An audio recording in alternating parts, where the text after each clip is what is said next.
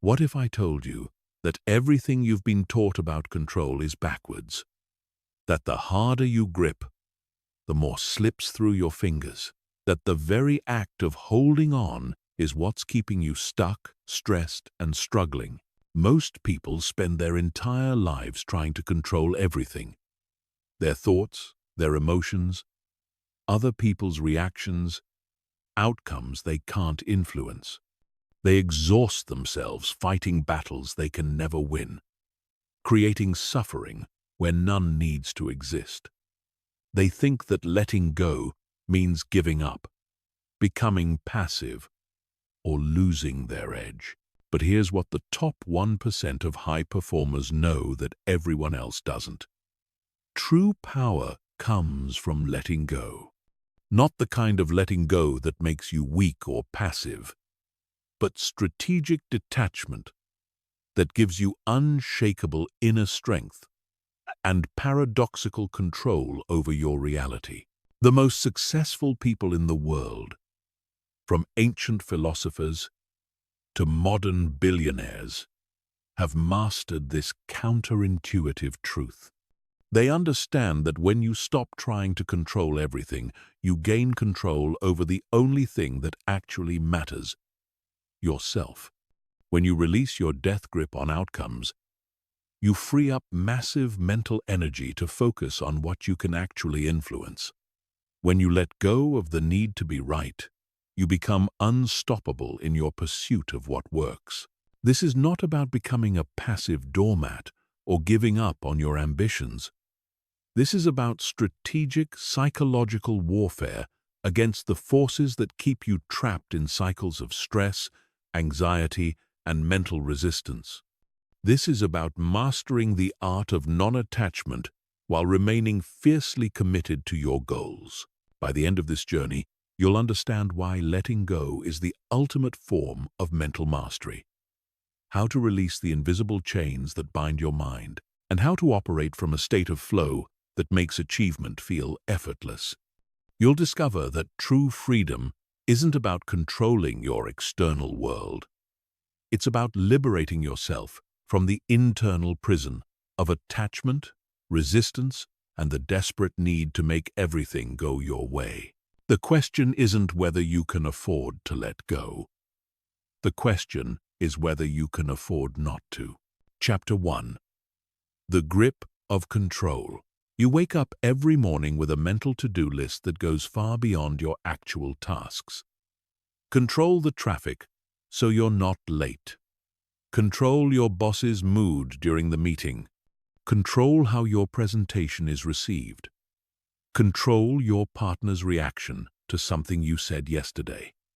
Control the outcome of that important email you sent. Control, control, control. But here's the brutal truth. You're not actually controlling any of these things. You're just creating an elaborate illusion of control while slowly driving yourself insane.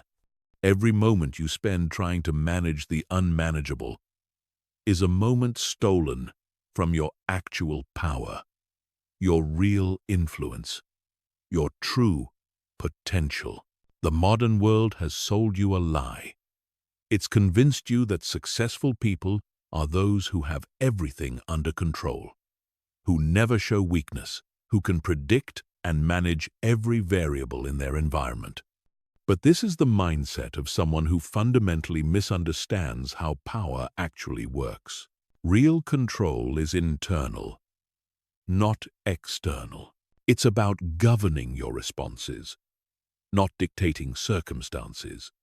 It's about mastering your mind, not micromanaging your world. The person who tries to control everything controls nothing. The person who controls their inner state controls everything that matters. Think about the last time you were truly stressed, anxious, or frustrated. I guarantee it wasn't because of what was happening to you. It was because of the gap between what was happening and what you thought should be happening. It was because reality refused to conform to your expectations, your demands, your need for things to go a certain way. This gap between expectation and reality is where all psychological suffering lives.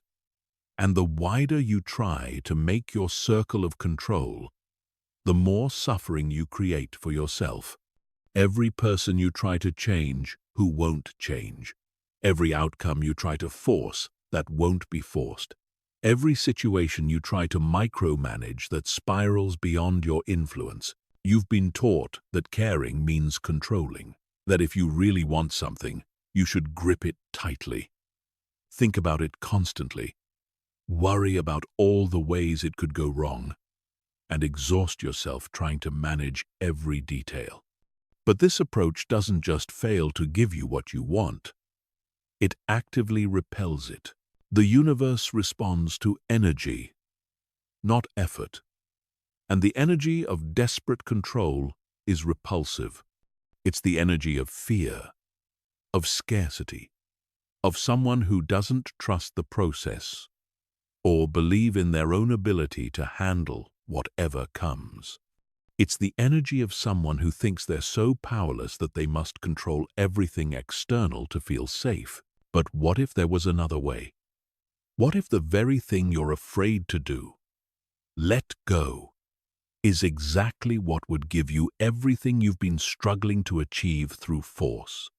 What if your tight grip isn't protecting you, but strangling the life out of your dreams? The most powerful people in history understood this paradox. They knew that to influence the world, you must first release your need to control it. They knew that to achieve great things, you must first detach from the outcome. They knew that to get what you want, you must first let go of desperately needing it.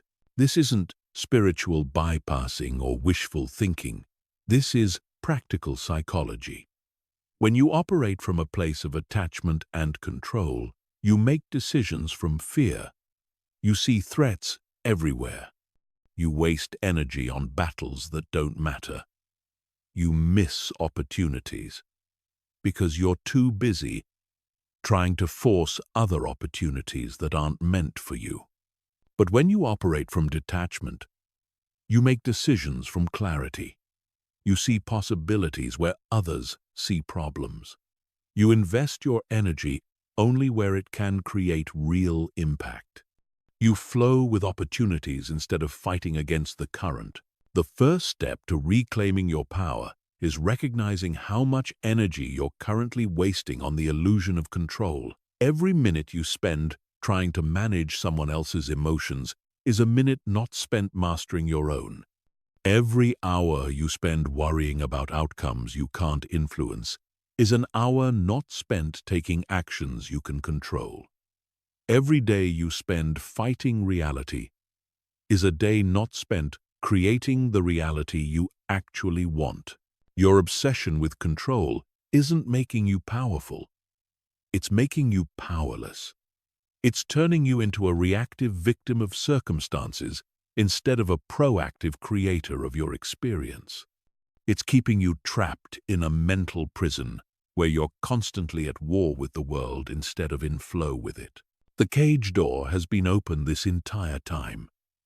You've just been too busy trying to control the lock to notice. Chapter 2. The illusion of security.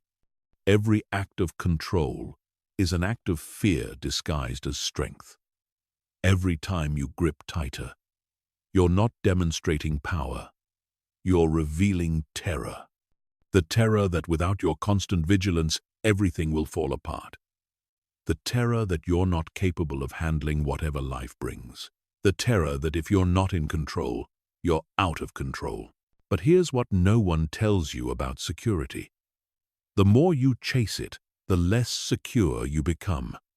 The more you try to control outcomes, the more anxious you get about losing that control.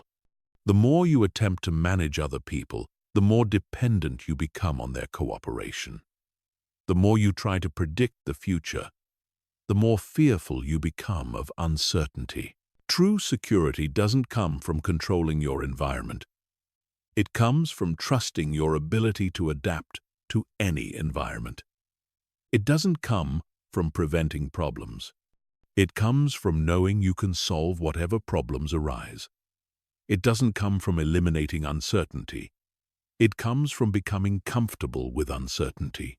The people who appear most secure in the world aren't those who have eliminated all risk from their lives. They're those who have developed such strong internal resources that external circumstances can't shake them. They've built their security on the one foundation that can never be taken away: their own resilience, adaptability, and inner strength. But most people build their security on sand. They think if they can just get enough money, they'll feel secure. So they accumulate wealth, but then worry about losing it. They think if they can just find the right relationship, they'll feel secure.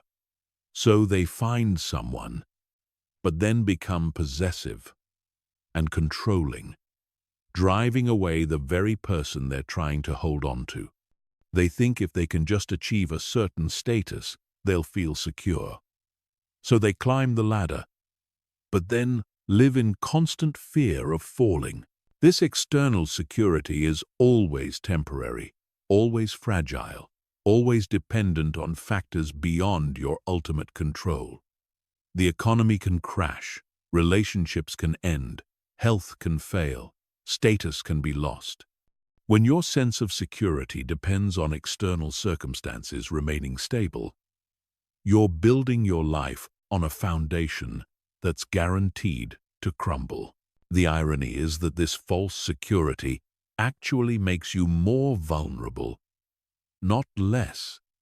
When you need everything to go your way to feel okay, you become a slave to circumstances.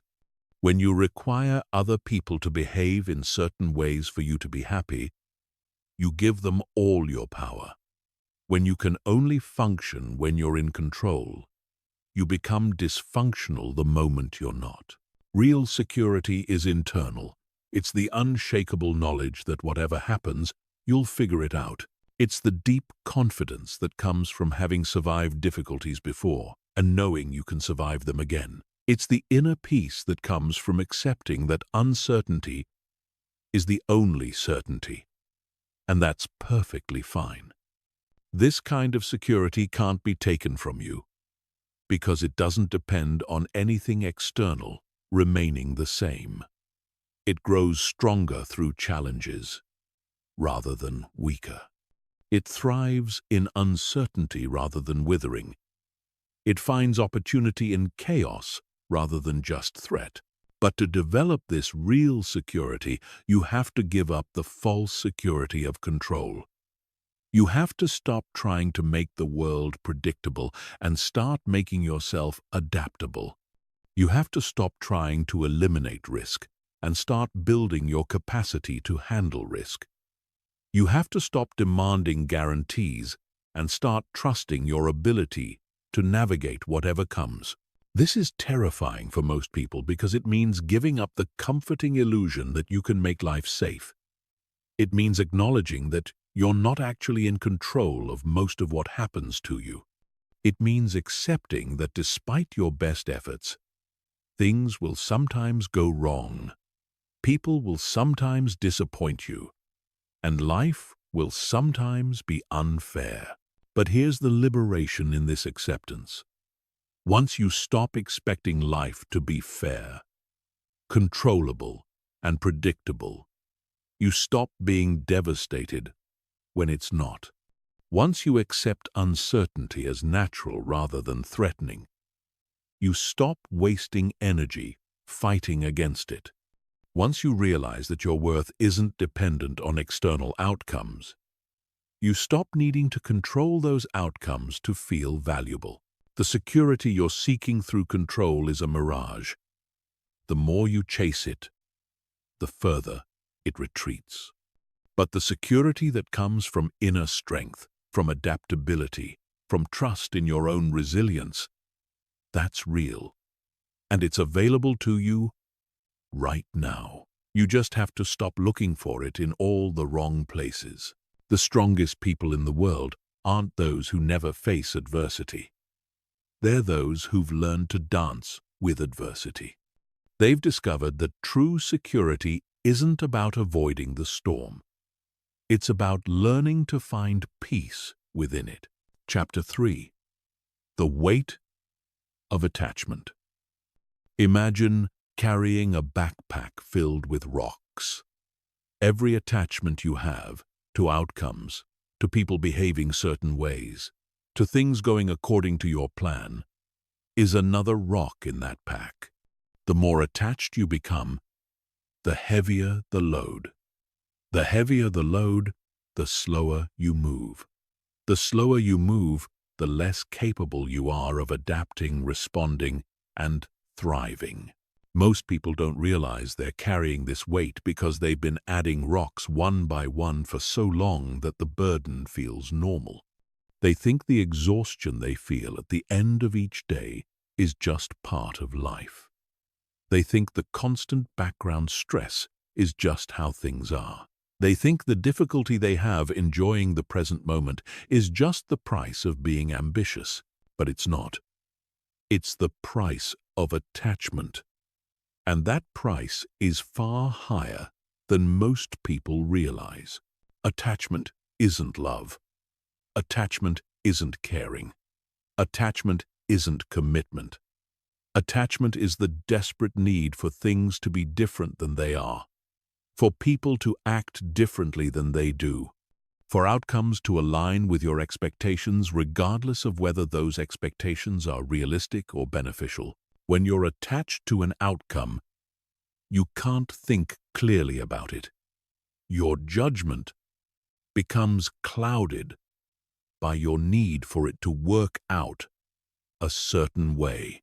You miss important information because you're filtering everything through the lens of what you want to see rather than what's actually happening. You make poor decisions because you're more committed to your desired outcome than to what the situation actually requires. When you're attached to a person behaving a certain way, you can't see them clearly.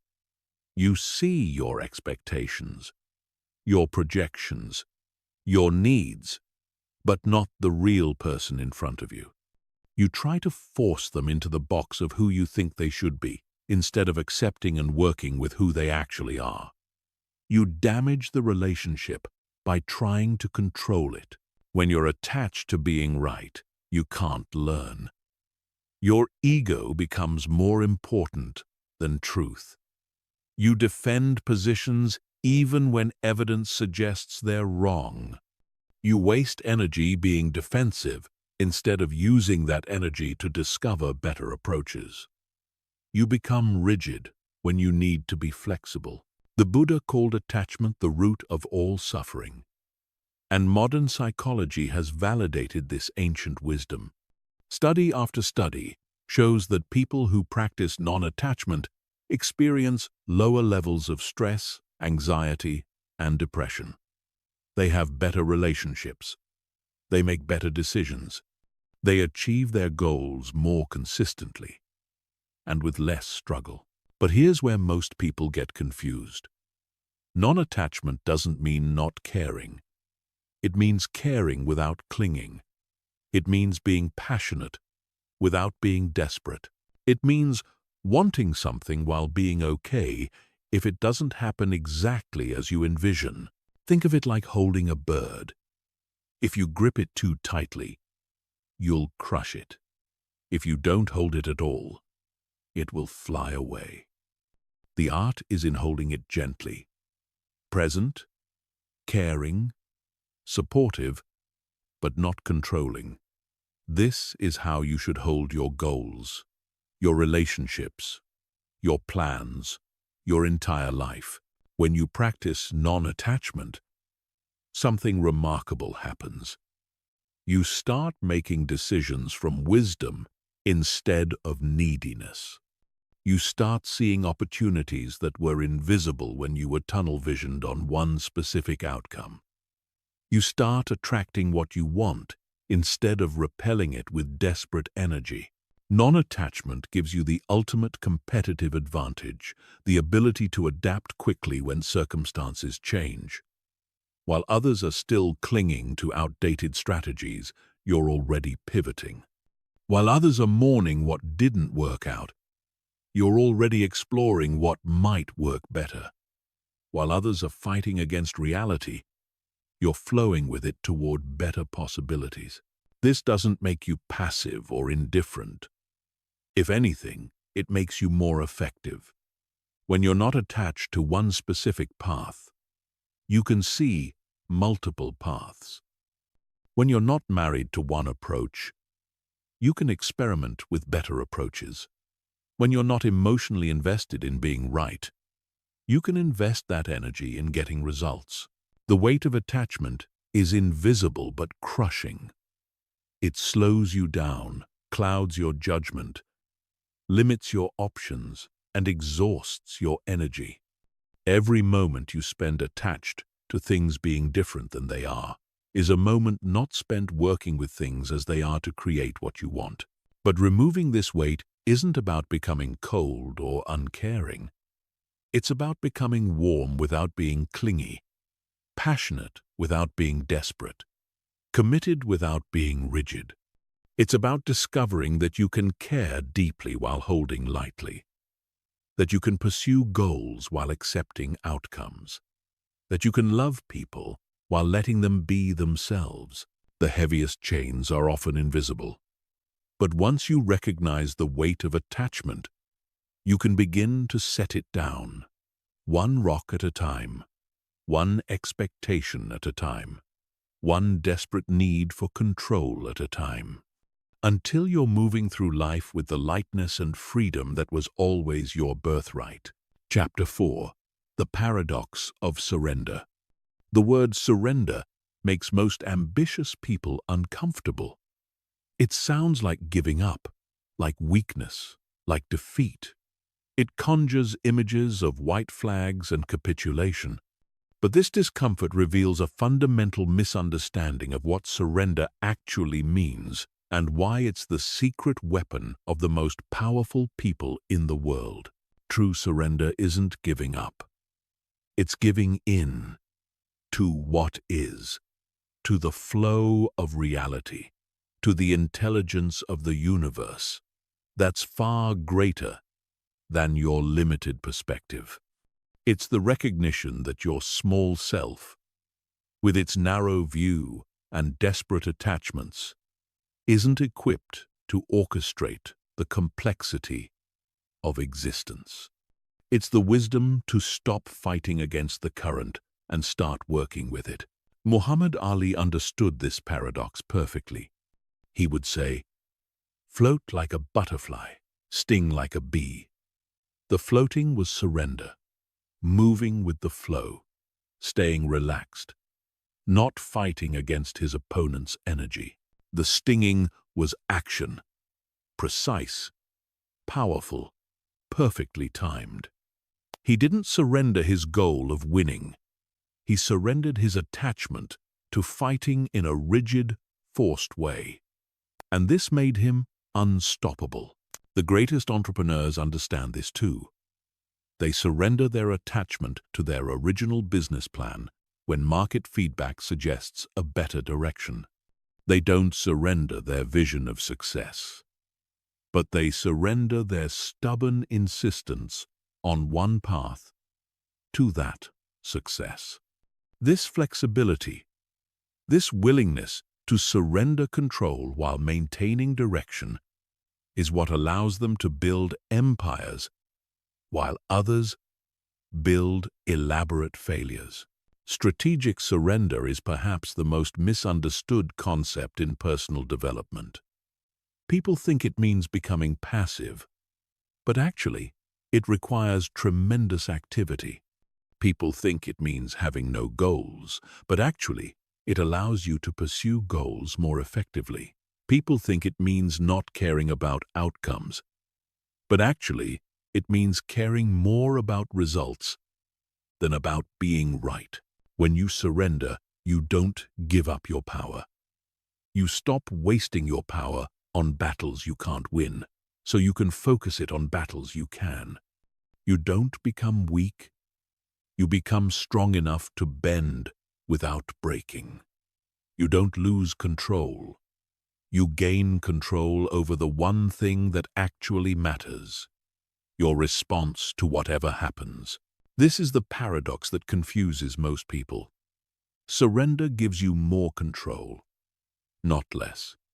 When you stop trying to control everything external, you gain complete control over everything internal. When you stop demanding that the world conform to your expectations, you gain the power to respond to the world as it actually is. When you stop fighting against reality, you gain the energy to shape the parts of reality that are actually malleable. But surrender requires courage, not cowardice. It takes tremendous strength to let go when every instinct is telling you to hold on tighter. It takes enormous faith to trust the process when you can't see the whole picture. It takes incredible wisdom to distinguish between what you can control and what you can't, and to pour your energy only into the former. The mind resists surrender because it's been trained to equate control with safety. It thinks that if you're not constantly managing, monitoring, and manipulating, everything will fall apart. But this is like thinking that if you stop trying to control the weather, the sun will stop rising. The universe operated quite well before you arrived, and it will continue operating according to laws and principles far more sophisticated than your personal preferences. What you resist persists. What you fight against grows stronger. What you try to control through force becomes more uncontrollable.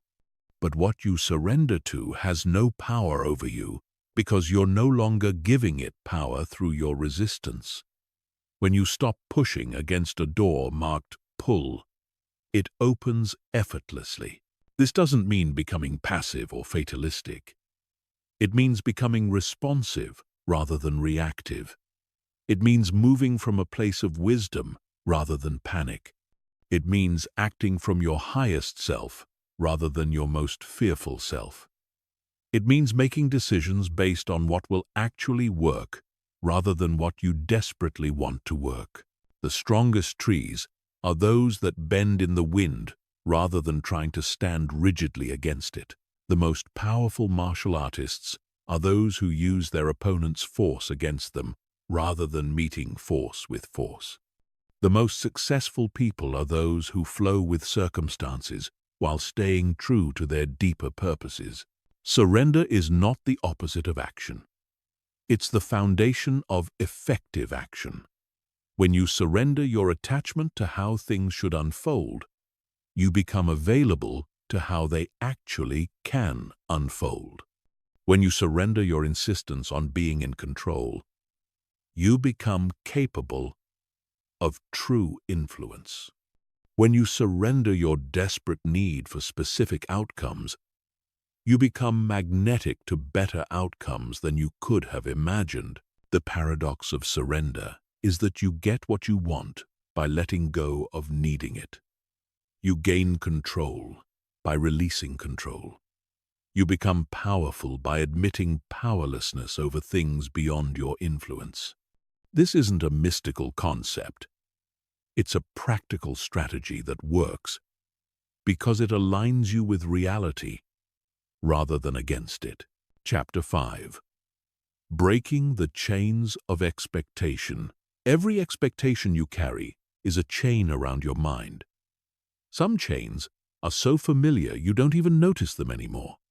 Others are so tight they're cutting off circulation to your happiness, your peace, your ability to see clearly.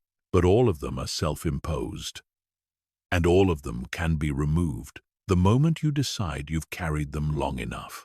Expectations are premeditated resentments. They're setups for disappointment.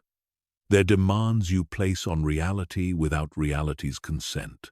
And they're one of the primary sources of human suffering.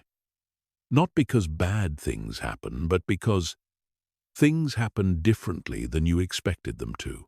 Your expectations about how your day should go how people should treat you, how hard things should be, how quickly you should progress, how others should respond to your efforts, how fair life should be, how much control you should have.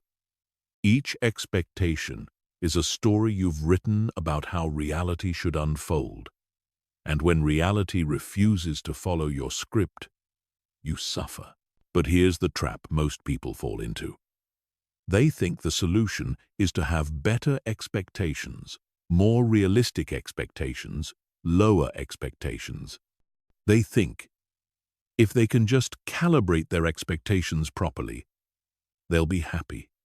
But this misses the deeper point. The problem isn't what you expect. It's that you're expecting at all. Expectations are just thoughts about the future disguised as facts. They're your imagination pretending to be prediction. They're your preferences masquerading as requirements. And when you treat them as anything more than what they are, temporary mental constructs, you give them power over your peace of mind. The most liberated people in the world have learned to prefer without expecting. They can want something deeply while being completely okay if it doesn't happen. They can work toward goals without being attached to timelines. They can have standards without demanding that reality meet those standards on their schedule. This isn't about becoming pessimistic or not having goals. It's about holding those goals lightly rather than gripping them desperately. It's about being committed to the process rather than obsessed with specific outcomes. It's about wanting things to work out while being genuinely okay if they work out differently than you planned. When you release expectations, you don't lose motivation. You gain freedom. You're no longer trapped by arbitrary timelines you've imposed on yourself.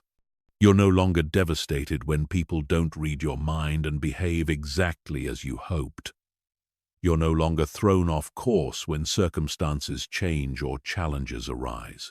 Instead, you become curious about what will actually happen, rather than stressed about what should happen.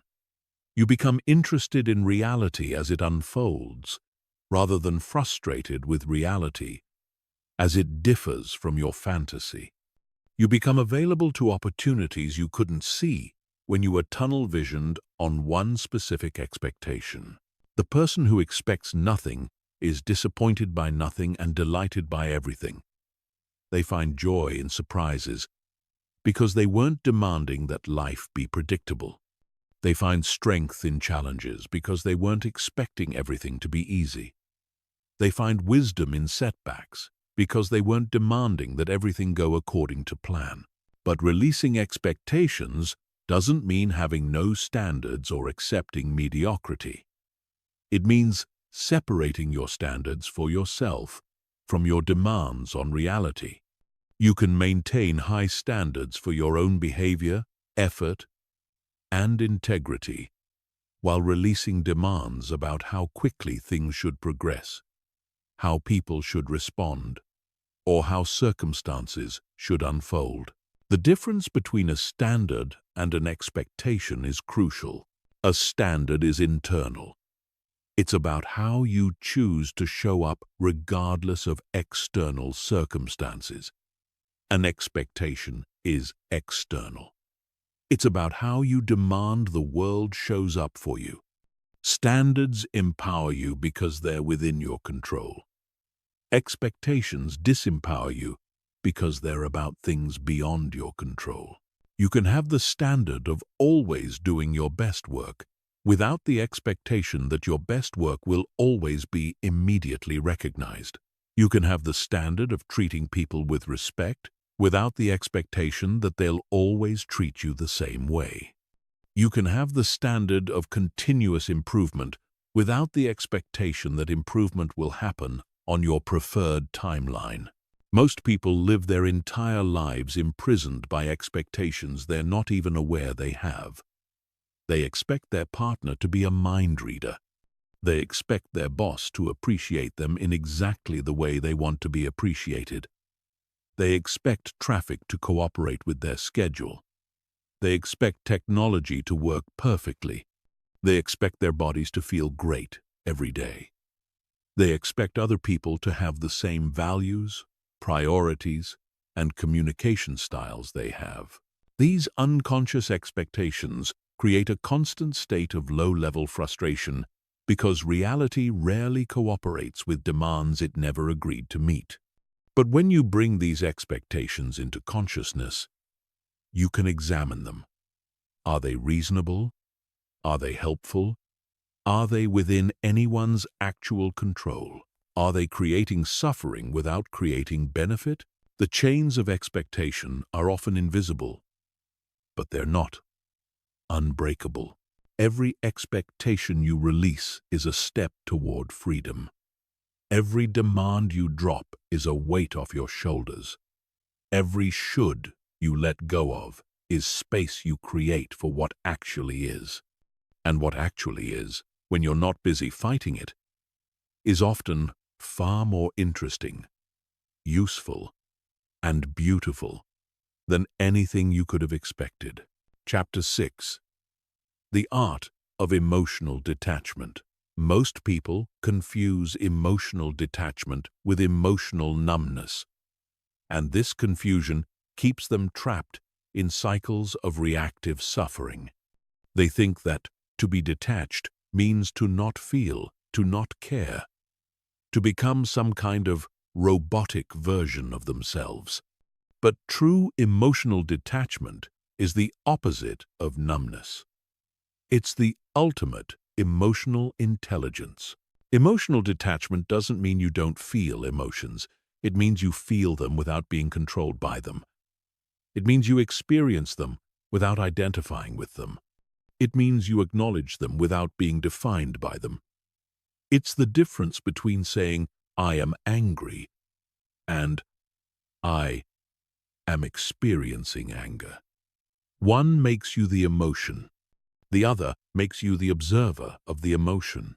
When you're emotionally attached, you're at the mercy of every feeling that arises. Someone criticizes you, and you're devastated. Someone ignores you, and you're furious.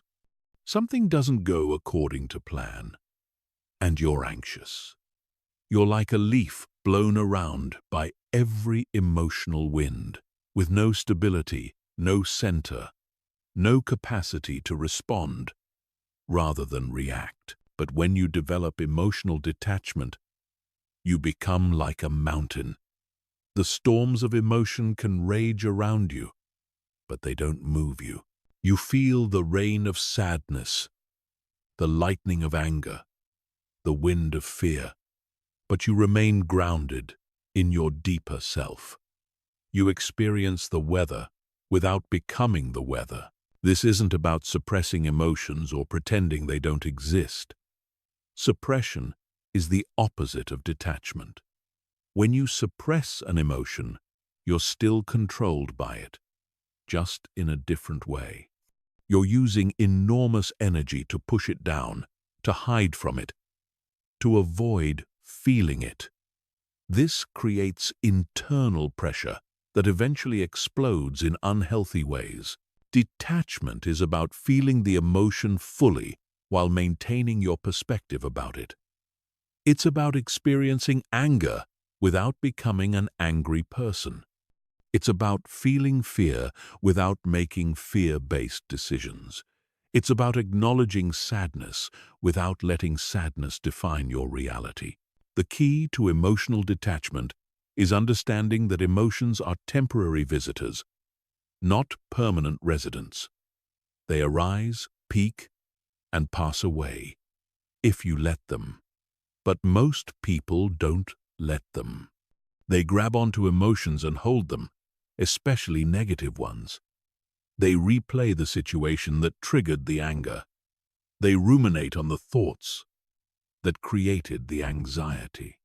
They feed the emotions with attention and story until a temporary feeling becomes a persistent state.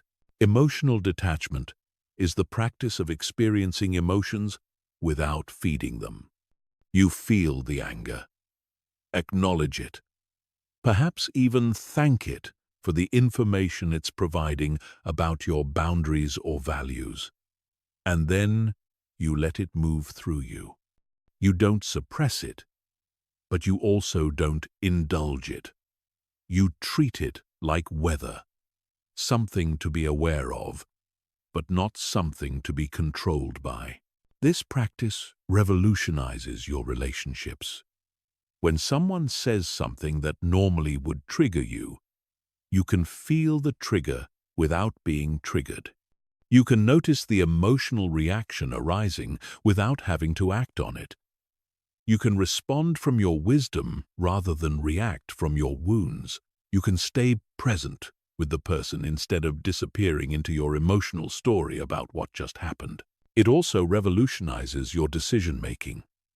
When you're emotionally detached, you can feel fear without being paralyzed by it. You can acknowledge anxiety without letting it stop you from taking necessary risks. You can experience excitement without making impulsive decisions. You can feel love without becoming possessive or desperate. The practice of emotional detachment begins with awareness. Most people are so identified with their emotions that they don't even notice when they're having them. They just suddenly find themselves angry, sad, or anxious without any conscious recognition of the transition. Developing emotional awareness is like developing an early warning system that alerts you when emotions are arising. Once you're aware of emotions as they arise, the next step is to create space between you and the emotion. This space can be as simple as taking 3 deep breaths before responding to something that triggered you. It can be saying to yourself, "I notice I'm feeling angry right now," instead of, "I am angry." It can be asking yourself, "What would be the wise response here?" instead of just reacting automatically. The space between stimulus and response is where your freedom lives. When you react immediately to emotional triggers, you're not free. You're just a biological machine running unconscious programs. But when you create space, when you pause, when you choose your response rather than just reacting, you reclaim your power. Emotional detachment also means releasing the need for your emotions to be validated by others. You don't need people to agree that you have a right to be angry. You don't need them to understand why you're sad. You don't need them to fix your anxiety. Your emotions are your responsibility, your experience, your information system. When you stop needing external validation for your internal experience, you become emotionally self-sufficient. This doesn't make you cold or uncaring. If anything, it makes you more capable of genuine caring, because you're no longer so caught up in your own emotional drama that you can't see other people clearly. When you're not desperately trying to manage your own emotional reactions, you have space to actually be present with others in theirs. Emotional detachment is one of the most powerful forms of letting go, because emotions are one of the primary ways we stay attached to outcomes, to people, to situations that aren't serving us. When you can feel without clinging, experience without being controlled, acknowledge without being defined, you gain a level of inner freedom that makes everything else in life easier. The goal isn't to become emotionally numb. The goal is to become emotionally intelligent, to feel deeply while thinking clearly, to experience fully while remaining centered, to be human while staying wise, to care without being controlled by your caring. Chapter 7. Releasing the need to be right. There's a war happening in most people's minds every day. And it's not the war you think it is. It's not the war between good and evil, or success and failure, or love and fear. It's the war between being right and being effective. And most people choose being right every single time, even when it destroys their relationships, limits their growth, and keeps them stuck in patterns that don't serve them. The need to be right is one of the most insidious forms of attachment because it disguises itself as virtue. It feels good to be right. It feels important. It feels like you're standing up for truth, for justice, for what matters. But underneath this noble facade is usually just ego. The desperate need to protect your self-image, to avoid the discomfort of being wrong, to maintain the illusion that you know more than you actually do. Being right becomes an addiction. Every time you prove someone else wrong, you get a hit of superiority. Every time you defend your position successfully, you feel a surge of validation. Every time you resist admitting you were mistaken, you maintain the comfortable illusion that you're smarter, better informed, more logical than the people around you. But like all addictions, this one comes with a devastating cost. The cost of needing to be right is that you stop learning. When you're more committed to defending your position than to discovering the truth, you become closed to new information. You filter out data that contradicts your beliefs. You dismiss perspectives that challenge your assumptions. You surround yourself with people who agree with you and avoid those who might expand your thinking. This creates what psychologists call confirmation bias, the tendency to seek out information that confirms what you already believe, while ignoring information that contradicts it. You're not actually thinking anymore. You're just collecting evidence to support predetermined conclusions. You're not growing. You're just reinforcing existing limitations. The need to be right also destroys relationships. Think about the last argument you had with someone close to you. How much of that argument was really about solving the problem? And how much was about proving you were right? How much energy went into understanding their perspective, and how much went into defending your own? How much focus was on finding a solution that worked for both of you, and how much was on winning? When you're attached to being right, you can't really listen to other people. You're too busy formulating your rebuttal to actually hear what they're saying. You're too invested in your own perspective to genuinely consider theirs. You turn conversations into competitions and relationships into battlegrounds where someone has to lose for you to win. But here's what most people don't realize. You can be right and still be wrong. You can have all the facts on your side and still be approaching the situation in a way that doesn't work. You can win the argument and lose the relationship. You can prove your point and miss the point entirely. The most successful people in the world have learned to hold their opinions lightly. They have strong beliefs, but they're not attached to those beliefs. They're committed to what works, not to what they've always thought. They're interested in results, not in being right. And this flexibility, this willingness to be wrong, is what allows them to adapt, grow, and succeed where more rigid people fail. Steve Jobs was famous for changing his mind completely when presented with better information. He would argue passionately for one approach in a meeting, then completely reverse his position if someone showed him a better way. He wasn't wishy-washy. He was committed to the best idea, regardless of whose idea it was, or whether it contradicted what he'd said before. This is the difference between strong opinions, loosely held, and weak opinions, tightly held. Weak people cling to their opinions because those opinions are part of their identity. Strong people hold their opinions lightly because their identity is based on something deeper than being right about any particular issue. Releasing the need to be right doesn't mean becoming wishy-washy or having no convictions. It means being more committed to truth than to your current understanding of truth. It means being more interested in what works than in what you've always believed. It means being willing to be wrong about small things so you can be right about big things.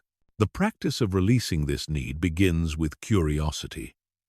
Instead of trying to prove your point, try to understand the other person's point. Instead of defending your position, explore whether there might be a better position. Instead of being the person who knows, be the person who learns. It also means developing comfort with the phrase, "I don't know." Most people are terrified of admitting ignorance because they think it makes them look weak or stupid. But actually, admitting what you don't know is a sign of wisdom and strength. It shows you're more committed to truth than to appearing smart.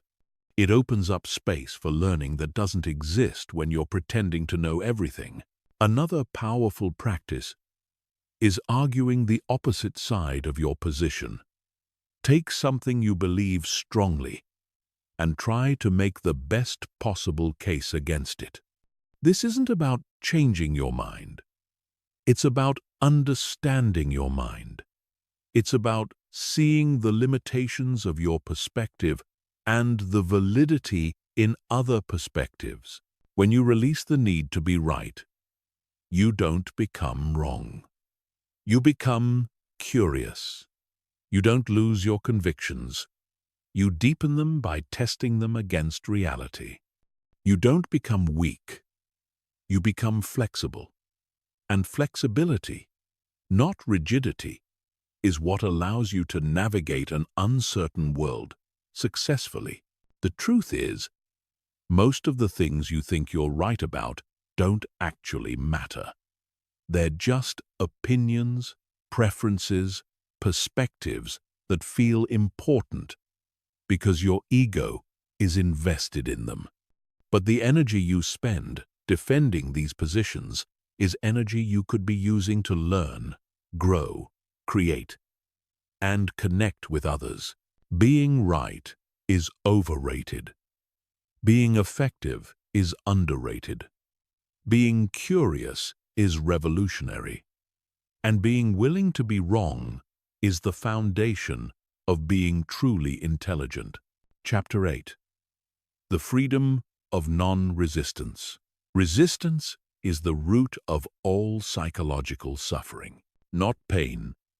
Pain is inevitable, not difficulty.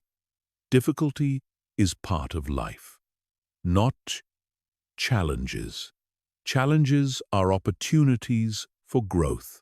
Resistance is what you add to these natural experiences that transforms them from temporary discomfort into persistent suffering. Every moment you spend fighting against what is happening is a moment stolen from dealing with what is happening. Every ounce of energy you invest in wishing things were different is energy not available for working with things as they are. Every thought you think about how unfair, wrong, or terrible your current situation is keeps you trapped in that situation instead of moving beyond it. Resistance feels productive because it feels like you're doing something about your problems. It feels important because it feels like you're standing up for yourself. It feels necessary because accepting your situation feels like giving up. But resistance is not action. It's the opposite of action. It's mental and emotional paralysis disguised as righteous indignation. Think about the last time you were stuck in traffic. The traffic existed whether you resisted it or not. Your resistance didn't make the cars move faster. It didn't make your commute shorter. It didn't solve the problem. All it did was add psychological suffering to a neutral situation. You took a simple delay and turned it into a personal offense against the universe. This same pattern plays out in every area of life. Your job has certain frustrating aspects. Your relationships have certain challenging dynamics. Your body has certain limitations. Your financial situation has certain constraints.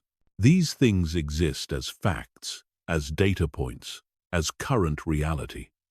Resistance doesn't change these facts. It just makes experiencing them more painful. Non-resistance doesn't mean passive acceptance of everything. It doesn't mean never trying to improve your situation or change what isn't working. It means stopping the mental and emotional war against what is so you can clearly see what can be done about it. It means accepting current reality as the starting point for creating a different reality. When you stop resisting what is, you free up enormous amounts of mental and emotional energy. Energy that was tied up in internal conflict becomes available for external action. Clarity that was clouded by emotional reactivity becomes sharp and focused. Creativity that was blocked by rigid thinking becomes fluid and innovative. The practice of non-resistance begins with awareness of when you're resisting. Most people resist so automatically that they don't even notice they're doing it. They just live in a constant state of low-level frustration, stress, and dissatisfaction, without recognizing that this state is self-created through resistance. Notice when you're thinking thoughts like, "This shouldn't be happening. This isn't fair. This is wrong. Why me?" These thoughts are flags that indicate resistance. They're signs that you're fighting against reality rather than working with it. They're symptoms of the mental disease that creates suffering where none needs to exist. When you catch yourself in resistance, the first step is simply to acknowledge it.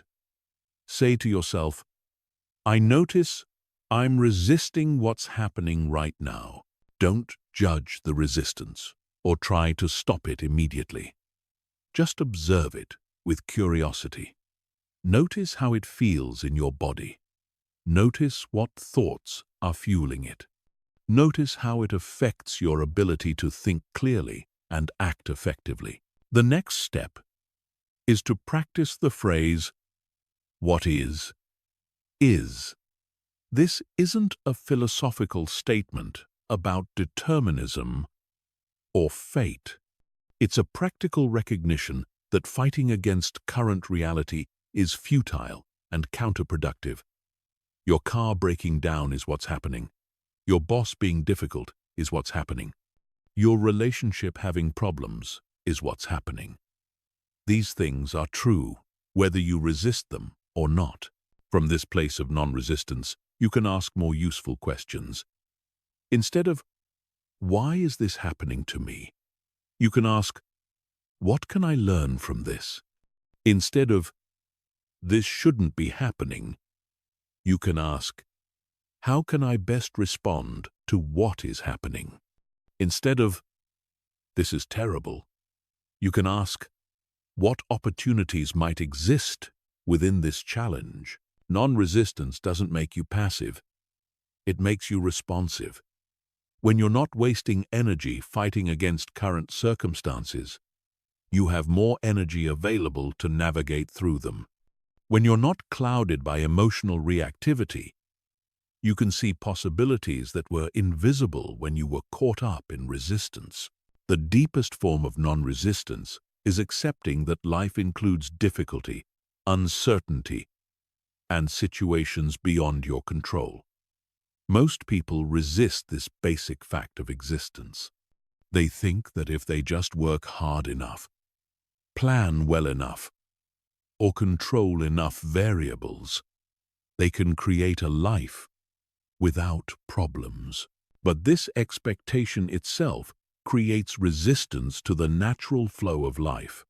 When you truly accept that challenges are part of the human experience, you stop being surprised by them. When you accept that uncertainty is the only certainty. You stop being thrown off by the unexpected. When you accept that some things are beyond your control, you stop wasting energy trying to control them. This acceptance doesn't make you a victim of circumstances. It makes you a master of your responses to circumstances. You can't control what happens to you, but you can control what happens in you.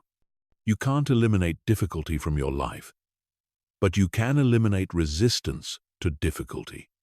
You can't make life perfectly predictable, but you can become perfectly adaptable. The freedom of non-resistance is the freedom to experience life as it is, rather than suffering over how you think it should be. It's the freedom to move with the current instead of exhausting yourself swimming against it. It's the freedom to find peace within any storm because you're no longer fighting the storm, you're dancing with it. When you truly understand non-resistance, you realize that most of your problems aren't actually problems. They're just situations that you've decided to resist. And the moment you stop resisting, the problem often dissolves, leaving only a situation that can be navigated, learned from, or transcended. Chapter 9. Mastering the Art of Flow. Flow is what happens when resistance disappears and you align with the natural rhythm of life. It's the state athletes call being in the zone, where performance becomes effortless and time seems to either slow down or speed up. It's what musicians experience when they're so absorbed in playing that the boundary between them and the music dissolves. It's what you feel when you're so engaged in an activity that self-consciousness vanishes and you become one with what you're doing. Most people experience flow accidentally and rarely. They remember moments when everything seemed to click, when they felt completely alive and engaged, when challenges felt exciting rather than overwhelming. But they don't understand how to access this state consistently because they don't understand what creates it or what blocks it. Flow is your natural state, when you're not interfering with yourself. It's what emerges when you stop trying to control outcomes and start trusting the process. It's what happens when you release the internal resistance that creates friction and struggle. It's what flows naturally when you get out of your own way. The biggest obstacle to flow is self-consciousness, the part of your mind that's constantly monitoring, judging, and commenting on your performance. This internal critic creates a split between the doer and the observer, between the self that's engaged in the activity and the self that's watching and evaluating. This split creates friction, tension, and the kind of mental noise that blocks flow. When you're in flow, this split disappears. There's no separate self watching and judging. There's just pure engagement, total absorption, complete presence. You're not thinking about how you're doing. You're just doing. You're not worried about the outcome. You're completely focused on the process. You're not trying to perform. You're simply performing. This state is accessible to anyone in any activity, but it requires specific conditions. First, the challenge level must match your skill level. If the challenge is too easy, you become bored. If it's too difficult, you become anxious. Flow happens in the sweet spot, where the challenge stretches you just enough to require your full attention without overwhelming your capabilities. Second, you need clear goals and immediate feedback. Flow requires knowing what you're trying to accomplish and being able to tell moment by moment whether you're succeeding. This doesn't mean the goals have to be externally imposed or that the feedback has to come from others. But there needs to be some way to gauge progress and adjust course in real time. Third, You need complete concentration. Flow is impossible when your attention is scattered or divided. It requires bringing all of your focus to the present moment and the task at hand. This means eliminating distractions, both external and internal. It means training your mind to be fully where you are instead of somewhere else. The practice of cultivating flow begins with choosing activities that naturally engage you. What kinds of tasks or challenges draw you in so completely that you lose track of time? What activities make you feel most alive and energized? What kinds of work feel more like play? These are clues to your personal flow triggers. Once you've identified potential flow activities, you can structure them to maximize the conditions for flow. Adjust the difficulty level to match your current abilities. Set clear, specific goals for each session. Create an environment that minimizes distractions. Develop rituals that help you transition into focused attention. But the deeper practice of flow is learning to bring this quality of engagement to ordinary activities. Flow isn't just for special moments or peak experiences. It's available in washing dishes, having conversations, writing emails, or any other activity when you bring your full presence to it. The key is shifting from performance mode to presence mode. In performance mode, you're focused on results, outcomes, how you're being perceived. In presence mode, you're focused on the experience itself, the process, the moment-by-moment unfolding of the activity. Performance mode creates pressure and self-consciousness. Presence mode creates flow. This shift requires letting go of the need to look good, to impress others, to prove yourself. It requires releasing attachment to specific outcomes and embracing the uncertainty of not knowing how things will turn out. It requires trusting that when you show up fully to the process, the results will take care of themselves. Flow also requires accepting that mistakes and setbacks are part of the process rather than threats to be avoided. When you're afraid of making mistakes, you hold back, you hesitate, you second-guess yourself. This creates the very tension and self-consciousness that blocks flow. But when you accept mistakes as information and learning opportunities, you can stay engaged and present even when things don't go as planned. The state of flow is inherently letting go. You let go of trying to control the experience and allow it to unfold naturally. You let go of judging your performance and simply perform. You let go of thinking about the future or the past and immerse yourself completely in the present. You let go of the small self that's worried about looking good and connect with the larger self that simply wants to express and create. When you master the art of flow, life becomes easier and more enjoyable. Work feels less like work. Challenges feel less like threats. Time feels more flexible. Energy feels more renewable. You realize that struggle and effort are often signs that you're fighting against the natural flow rather than moving with it. Flow is not a luxury or a special privilege. It's your birthright. It's the way you're designed to operate when you're not interfering with your own natural functioning. It's what emerges when you stop trying so hard and start trusting more. It's what happens when you release the grip of control and allow yourself to be carried by the current of life. Chapter 10. The Power of Present Moment Awareness.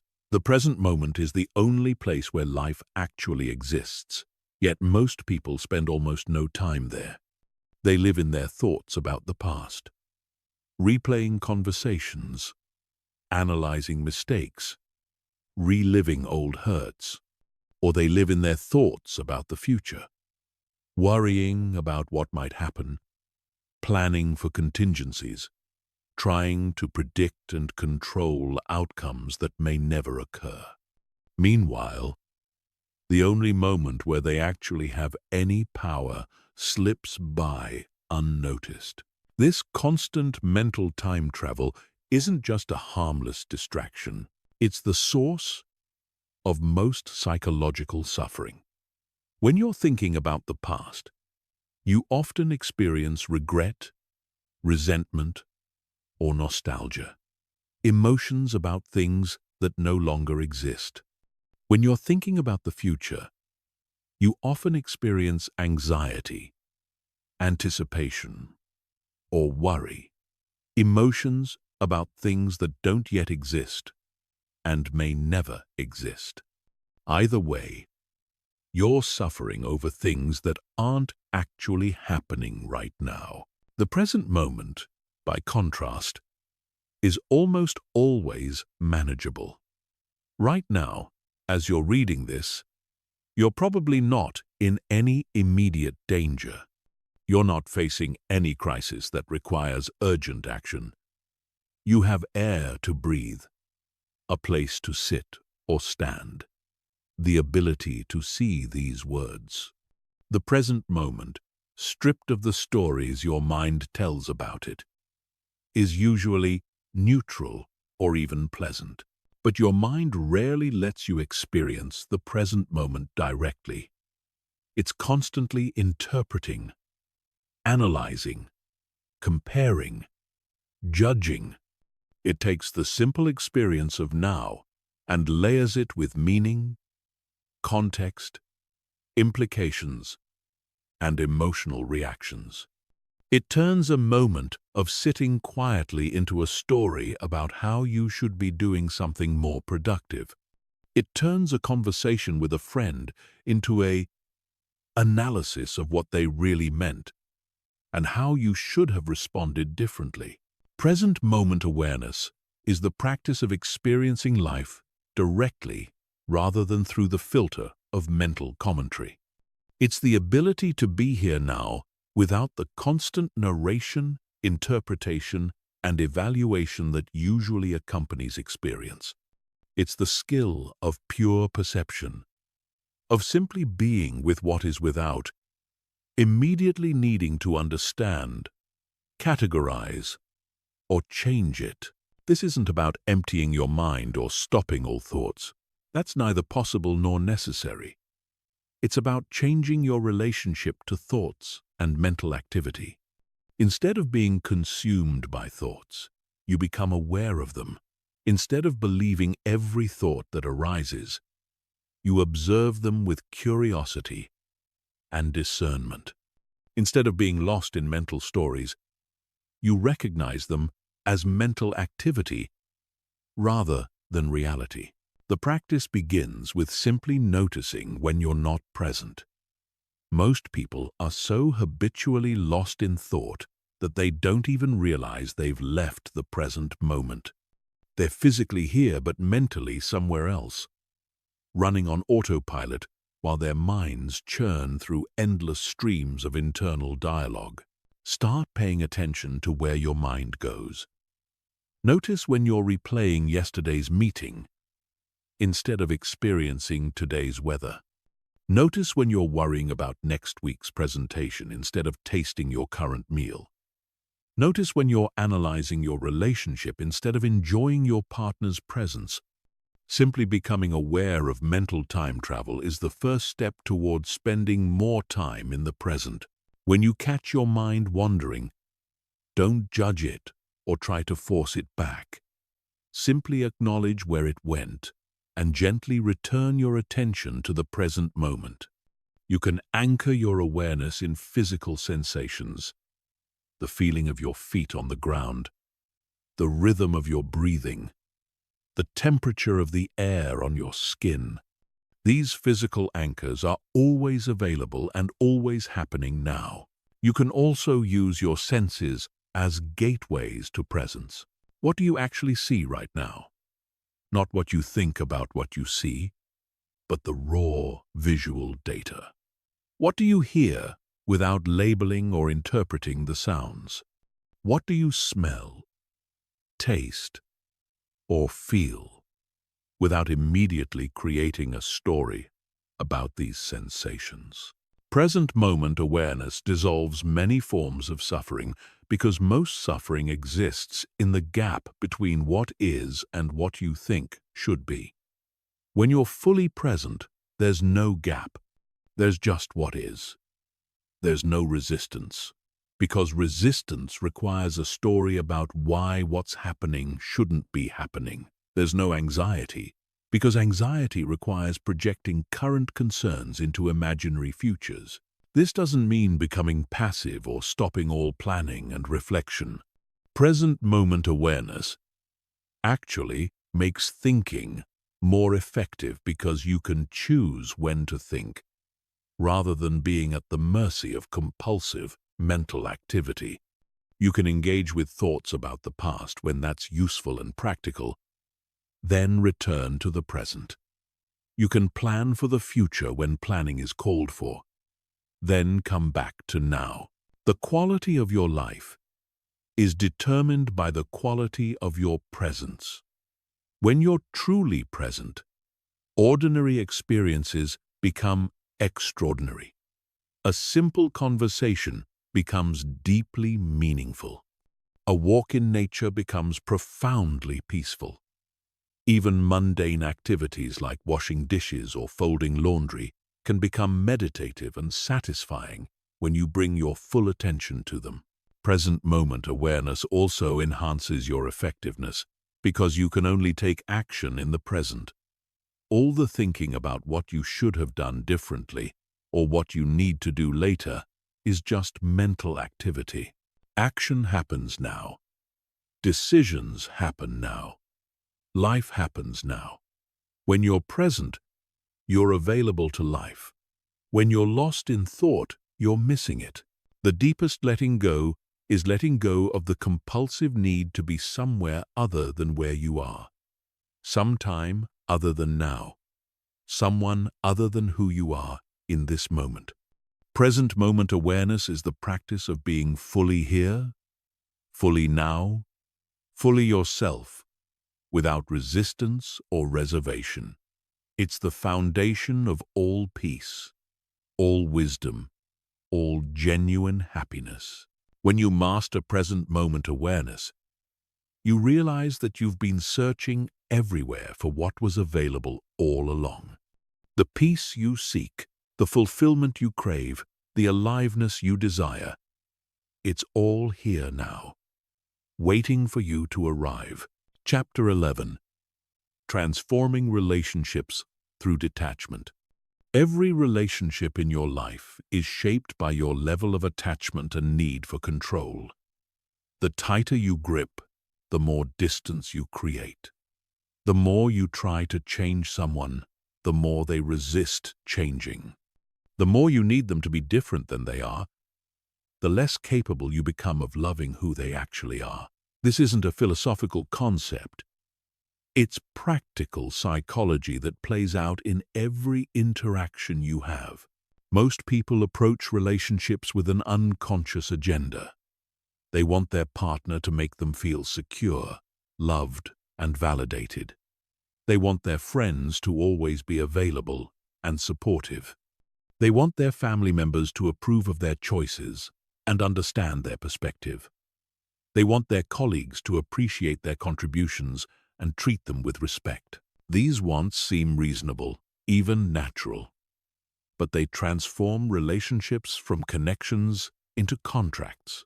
When you enter a relationship with an agenda, you're not really seeing the other person. You're seeing your needs, your expectations, your projections of what they should provide for you. You're relating to your idea of who they should be rather than accepting who they actually are. This creates a fundamental dishonesty in the relationship because you're pretending to love them while actually trying to change them. The paradox of relationships is that the more you need someone to be different, the less likely they are to change in the direction you want. People can sense when they're being manipulated, controlled, or conditionally accepted, even when it's done with good intentions. This sensing creates resistance, defensiveness, and often rebellion against the very changes you're hoping to see. But when you practice detachment in relationships, something remarkable happens. You stop trying to get something from the other person and start simply enjoying who they are. You stop needing them to validate you and start validating yourself. You stop requiring them to make you happy and start taking responsibility for your own happiness. This shift transforms the entire dynamic. Detachment in relationships doesn't mean not caring. It means caring without clinging. It means loving without possessing. It means supporting without rescuing. It means being present without being needy. It means offering yourself fully while expecting nothing in return. This might sound like a recipe for being taken advantage of, but actually, it's the foundation of the most fulfilling relationships possible. When you're detached, you can love people for who they are rather than for what they do for you. You can appreciate their unique qualities instead of focusing on how they fall short of your expectations. You can support their growth without trying to direct it. You can enjoy their presence without desperately needing their attention. You can care about their well-being without taking responsibility for their choices. This shift requires releasing several common relationship patterns. First, you have to release the need to be right in every disagreement. Most relationship conflicts aren't really about the surface issue being discussed. They're about the underlying need to be seen, heard, understood, and validated. When you stop needing to win arguments and start seeking to understand perspectives, conflicts transform from battles into opportunities for deeper connection. Second, you have to release the need to fix or save the other person. Many people are attracted to relationships where they can play the role of rescuer, helper, or teacher. This feels good to the ego because it creates a sense of being needed and superior. But it also creates dependency and resentment. True love means trusting people to handle their own lives, learn their own lessons, and make their own mistakes. Third, you have to release the need for constant reassurance and validation. When your sense of worth depends on how others treat you, you become emotionally needy and exhausting to be around. You read into every word, analyze every gesture, and constantly seek proof that you're loved and accepted. This neediness pushes people away because it makes the relationship feel like work rather than joy. Fourth, you have to release the need to control how the relationship unfolds. You can't force intimacy, manufacture chemistry, or guarantee that someone will love you the way you want to be loved. Relationships have their own organic timing and development. Trying to accelerate or control this process usually backfires by creating pressure and artificial dynamics. Detached love is unconditional love, but not in the way most people understand that term. It doesn't mean accepting abuse or staying in harmful situations. It means loving without conditions about how the other person should behave, think, or feel. It means caring about their well-being without needing them to care about yours in exactly the same way. It means wanting them to be happy even if their happiness doesn't include you. This level of detachment requires tremendous inner security. You have to be so grounded in your own worth that you don't need external validation to feel valuable. You have to be so comfortable with yourself that you don't need others to complete you. You have to be so confident in your ability to handle whatever happens that you don't need guarantees about how relationships will unfold. But when you achieve this level of detachment, your relationships become effortless and joyful. You stop working so hard to make them work and start enjoying them as they are. You stop trying to get love and start giving love freely. You stop being afraid of losing people and start being grateful for whatever time you have with them. Detached relationships are also more honest because you're not pretending to be someone you're not to get approval or avoid rejection.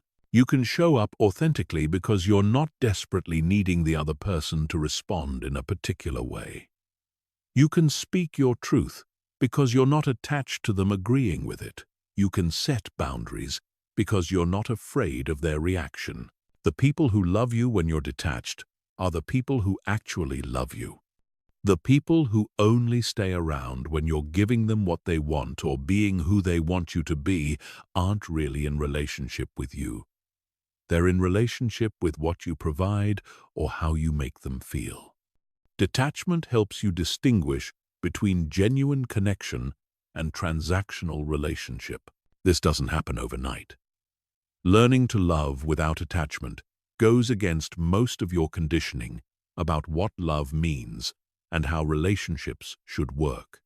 It requires consistent practice, ongoing self-awareness, and the willingness to feel the discomfort of not getting your needs met in the ways you expect. But the freedom that comes from detached relationships is extraordinary. You're no longer walking on eggshells, trying to manage other people's emotions, or constantly worrying about whether you're loved enough. You're no longer exhausted by the effort of trying to control how others feel about you. You're no longer devastated when people don't meet your expectations because you've stopped having expectations about how they should show up. Instead, you're free to love purely, give generously, and connect authentically. You're available to appreciate people for who they are, rather than disappointed by who they're not. You're able to enjoy relationships without needing them to be different than they are. You've discovered that the love you were seeking from others was always available from within yourself. Chapter 12. Letting go of past wounds and future fears. Your past is a story you tell yourself about events that have already happened. Your future is a story you tell yourself about events that haven't happened yet and may never happen. Both stories exist only in your mind, yet they have more power over your present experience than the actual reality occurring right now.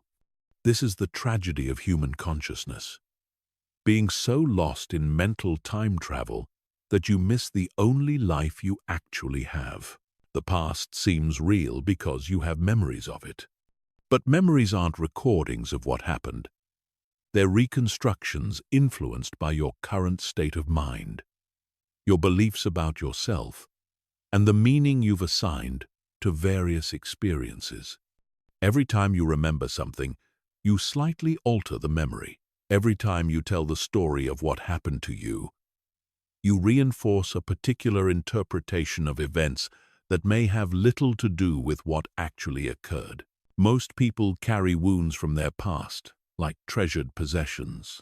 They've told the story of how they were hurt, betrayed, abandoned, or traumatized so many times that the story has become part of their identity. They know exactly who wronged them when it happened, and why it still affects them today. They've built a case for their suffering that's so compelling they can't imagine who they would be without it. But here's the uncomfortable truth. Holding on to past wounds doesn't protect you from future hurt. It doesn't make you stronger or wiser or more compassionate. It doesn't honor your experience or validate your pain. All it does is keep you trapped in a version of yourself that was created by circumstances that no longer exist, responding to threats that are no longer present, defending against attacks that ended long ago. Every moment you spend reliving past trauma is a moment you're not available to present opportunity. Every ounce of energy you invest in maintaining old resentments is energy not available for creating new experiences. Every thought you think about what someone did to you is a thought not focused on what you're doing for yourself. This doesn't mean denying that painful things happened or pretending that trauma doesn't have real effects.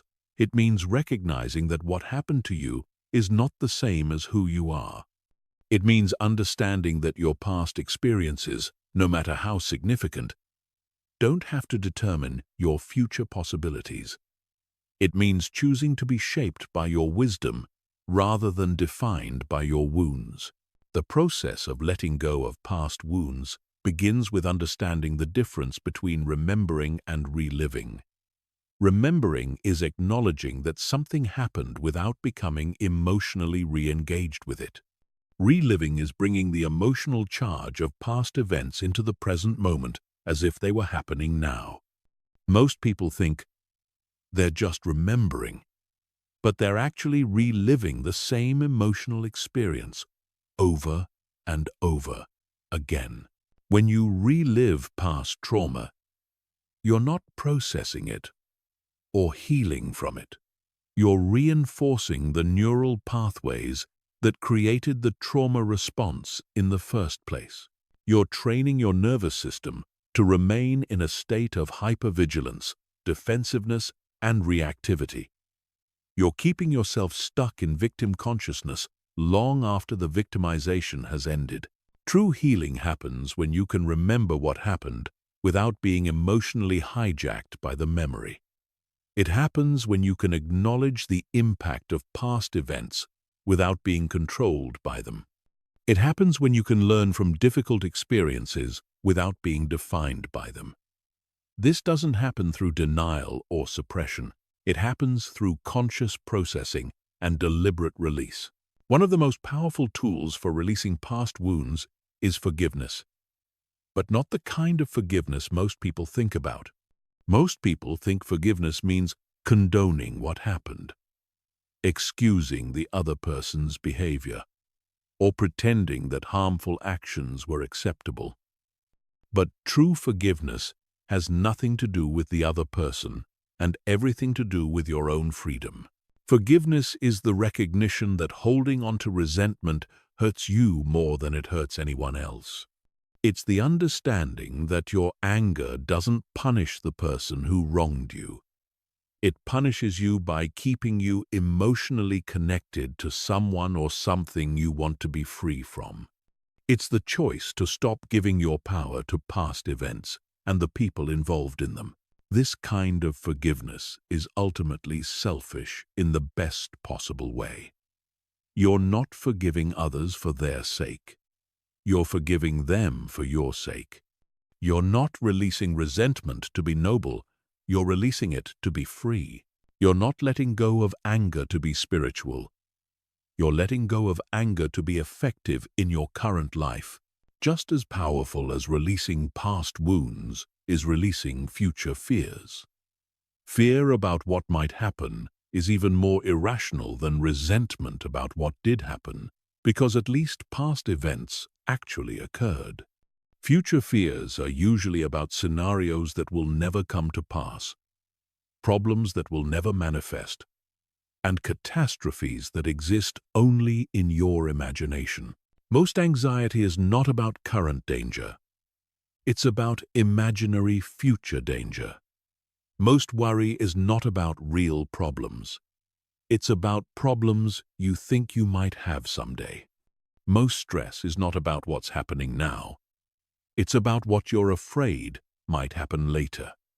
You're literally suffering over things that don't exist and may never exist. The mind creates future fears as a misguided attempt to prepare for and prevent problems. It thinks that if you worry enough about potential negative outcomes, you'll be better equipped to handle them if they occur. But worry doesn't prepare you for challenges. It depletes the mental and emotional resources you would need to handle challenges effectively. Future fears also create a self-fulfilling prophecy effect. When you're constantly worried about negative outcomes, you make decisions from a place of fear rather than wisdom. You avoid opportunities because you're focused on what could go wrong. You hold back from taking risks because you're imagining worst-case scenarios. You approach life defensively rather than proactively.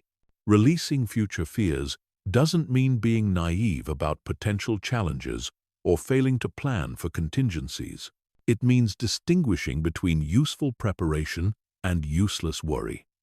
Useful preparation involves taking concrete actions based on realistic assessments of potential challenges.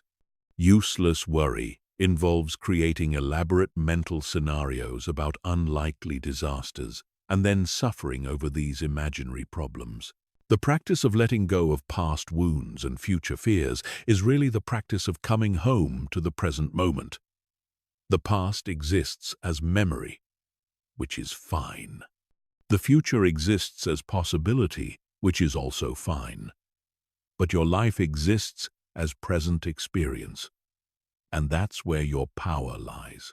When you're not carrying the emotional weight of past wounds, you're lighter, more flexible, more responsive to current opportunities. When you're not burdened by anxiety about future fears, you're more creative, more decisive, more willing to take the risks that lead to growth and success.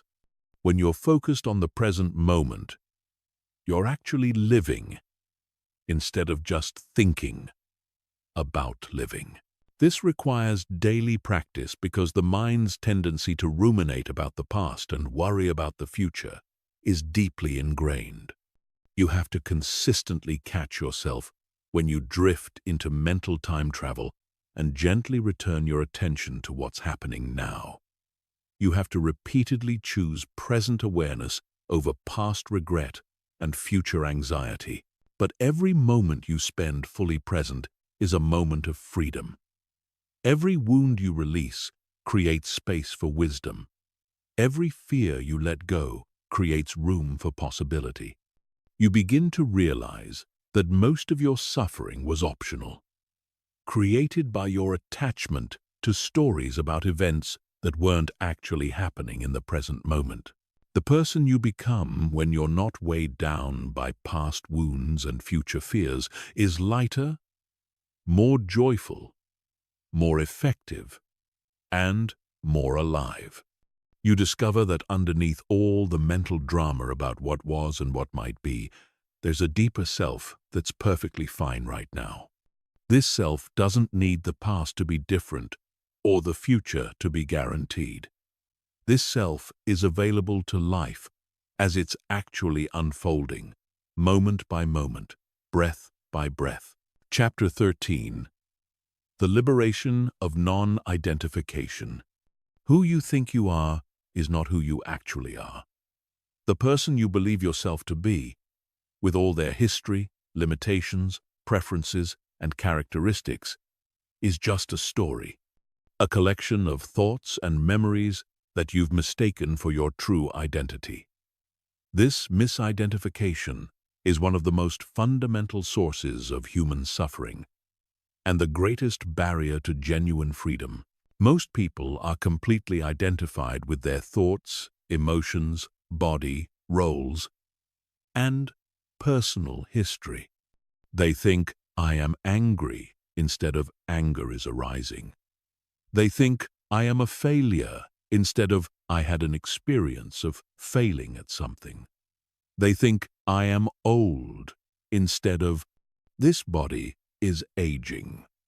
They think, I am my job, instead of I perform a certain function for income. This identification creates a rigid sense of self that's constantly threatened and needs constant defense. When you're identified with your thoughts, you have to defend your opinions as if they were parts of your body. When you're identified with your emotions, you become their victim rather than their observer. When you're identified with your roles, you lose touch with your essence underneath those roles.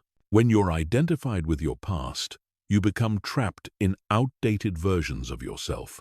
This identification creates what psychologists call The ego, not in the Freudian sense, but in the spiritual and psychological sense of a false self that's constructed from mental concepts rather than grounded in authentic being. The ego is always under threat because it's built on thoughts and ideas that can be challenged, changed, or contradicted by reality. The ego needs constant validation because it's not actually real. It needs to be right because being wrong threatens its existence. It needs to be special because ordinariness suggests it's not important. It needs to be in control because uncertainty reveals its powerlessness. It needs to be permanent because change threatens its continuity. These needs create the endless seeking, striving, and struggling that characterize most people's lives. But underneath this constructed identity is your true self, the awareness that observes thoughts without being thoughts, the consciousness that experiences emotions without being emotions, the being that exists independently of any mental content or external circumstances. This true self is always present, always stable, always at peace because it's not dependent on anything that can be gained or lost. The practice of non-identification is learning to recognize yourself as the observer rather than the observed. You are not your thoughts. You are the awareness that notices thoughts arising and passing away. You are not your emotions. You are the space in which emotions appear and dissolve. You are not your body. You are the consciousness that inhabits the body. You are not your roles. You are the being that plays various roles. This shift in identification is perhaps the most radical and liberating realization possible. When you recognize yourself as pure awareness, you become unshakable, because awareness itself cannot be threatened. Thoughts may be criticized, but awareness cannot be criticized. Emotions may be uncomfortable, but awareness is never disturbed by what it observes. Bodies may age and die, but awareness is timeless. Roles may change, but the one who plays the roles remains constant. Non-identification doesn't mean becoming disconnected from life or losing your personality. It means recognizing that your personality is something you have, not something you are. It means understanding that your thoughts are mental events you experience, not the core of your being. It means seeing that your emotions are energy patterns that move through you, not your essential nature. When you're not identified with your thoughts, you can think more clearly because you're not emotionally attached to your thinking. When you're not identified with your emotions, you can feel them fully without being overwhelmed by them. When you're not identified with your roles, you can play them more effectively because you're not trapped by them. When you're not identified with your past, you can learn from it without being limited by it. This liberation allows you to respond to life from your deepest wisdom rather than react from your conditioned patterns. You can make decisions based on what's actually needed in the situation rather than what your ego thinks it needs to maintain its image. You can love others without the desperate need to be loved in return, because your sense of worth isn't dependent on external validation. The practice of non-identification begins with self-observation. Start noticing the difference between the thinker and the thoughts, the feeler and the feelings, the actor and the actions. Begin to recognize the awareness that's present during all experiences, but isn't itself an experience. This awareness is always here, always now, always perfectly fine, regardless of what's happening in your mental or emotional world. When strong emotions arise, practice saying, "Fear is present," instead of, "I am afraid." When thoughts become obsessive, Practice observing them like clouds passing through the sky rather than identifying with them. When you're playing a role at work or in relationships, remember that you're playing a role rather than being the role. This isn't about detaching from life or becoming cold and unfeeling. It's about engaging with life from a place of freedom rather than compulsion. It's about caring deeply while holding lightly. It's about being fully human while recognizing the divine awareness that makes all human experience possible. Non-identification also dissolves many forms of suffering that depend on a solid sense of self to maintain themselves. Depression often involves identifying completely with negative thoughts about yourself. Anxiety usually involves identifying with fearful thoughts about the future. Anger typically involves identifying with thoughts about how you've been wronged. When you recognize these as mental events rather than truth about who you are, their power to disturb you diminishes dramatically. Perhaps most importantly, non-identification reveals that what you've been seeking outside yourself has been present all along. The peace you've been chasing exists as your fundamental nature when you're not disturbed by mental content. The love you've been craving is the very nature of the awareness that you are. The freedom you've been pursuing is available the moment you stop identifying with what you are not. This recognition doesn't happen once and then remain permanent. The mind's habit of identification is strong and persistent. You'll find yourself getting caught up in thoughts, emotions, and roles repeatedly. But each time you recognize what's happening and return to identifying with awareness itself, you strengthen your capacity to remain free from the tyranny of false identification. The person who knows themselves as pure awareness lives with an unshakable peace that doesn't depend on external circumstances.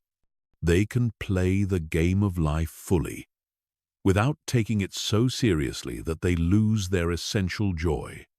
They can care deeply about outcomes, while knowing that their deepest self is untouched by success or failure. They found the ultimate letting go, releasing identification with anything that can be gained or lost, and resting in what they've always been and will always be. Chapter 14. Creating from Emptiness. The greatest creations don't come from fullness. They come from emptiness.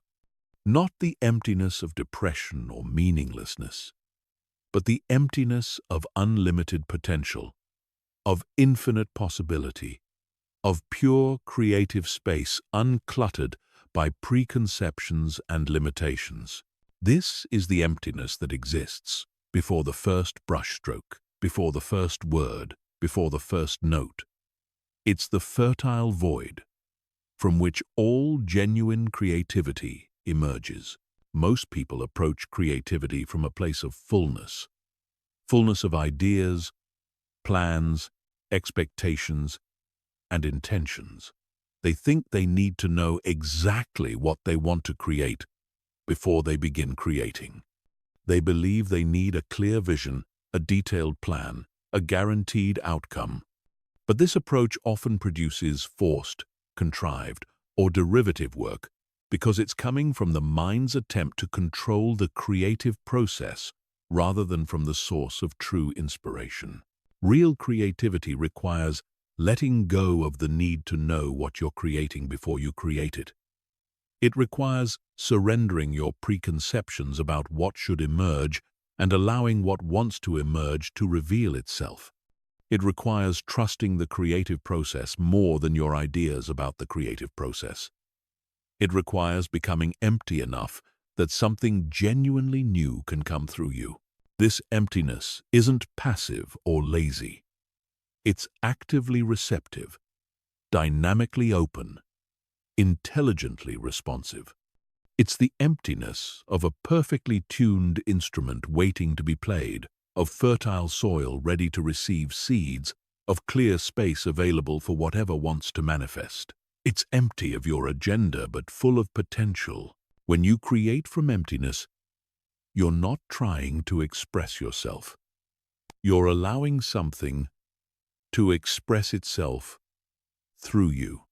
You're not imposing your will on the creative medium. You're collaborating with the intelligence that flows through all creative work. You're not manufacturing something from your personal storehouse of ideas. You're serving as a conduit for something larger than your individual consciousness. This requires enormous trust because you're letting go of the illusion that you're in control of the creative process. You're acknowledging that your best ideas don't come from thinking harder, but from thinking less. You're recognizing that your most profound insights don't come from analyzing more, but from analyzing less. You're admitting that your greatest breakthroughs don't come from forcing solutions, but from allowing solutions to arise. The fear of emptiness keeps most people from accessing their deepest creativity. They're afraid that if they let go of their ideas and plans, nothing will come. They're terrified that if they stop trying to be creative, creativity will abandon them. They're convinced that if they're not constantly generating and controlling, they'll be left with nothing to offer. But this fear is based on a fundamental misunderstanding of how creativity actually works. True creativity doesn't come from your personal mind trying to produce something new. It comes from your personal mind getting out of the way long enough for the universal creative intelligence to flow through you.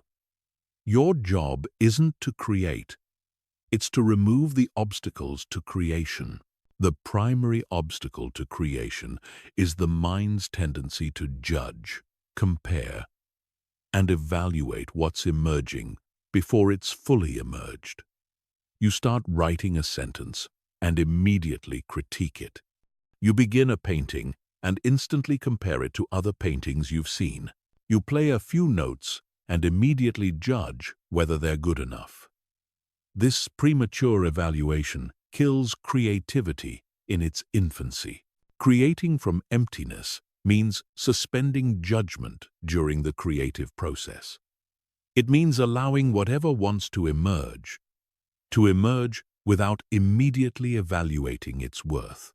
It means being curious about what's happening rather than critical of what's happening.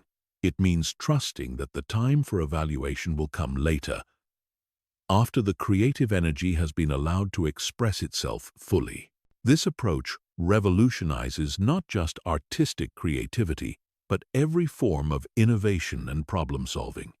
When you approach business challenges from emptiness, you're open to solutions you never would have considered from your limited perspective. When you approach relationship difficulties from emptiness, you're available to insights that can't be forced through analysis. When you approach life decisions from emptiness, you're receptive to guidance that doesn't come from mental calculation. Creating from emptiness also means letting go of attachment to outcomes.